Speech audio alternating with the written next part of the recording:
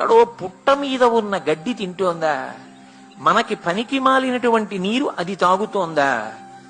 సాయంకాలం అయ్యేటప్పటికి పసిపిల్లల దగ్గర నుంచి సన్యాసుల వరకు, అనారోగ్యంతో ఉన్న వాళ్ళ వరకు తాగడానికి యోగ్యమైన పాలిస్తోందా? ఆ పాలతో అభిషేకం చేస్తే ఉత్తరగతులు ఇస్తోందా?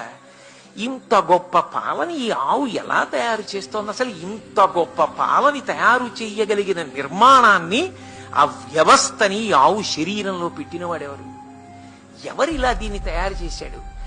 నేను ఒక్కరోజు ఎక్కడైనా మలినమైన నీరు తాగితే రెండో రోజు కడుపు గుడగొడలాడుతుందే, అదే గడ్డి తినేసి ఎక్కడో ఏదో కాలవలో ఉన్న నీళ్లు తాగేసి పాలిస్తే, తల్లి లేని పసిపిల్లకి పట్టుకెళ్ళి పాలిస్తే పకపకా నవ్వి ఆరోగ్యంతో పిల్ల వృద్ధిలోకి వస్తోందా?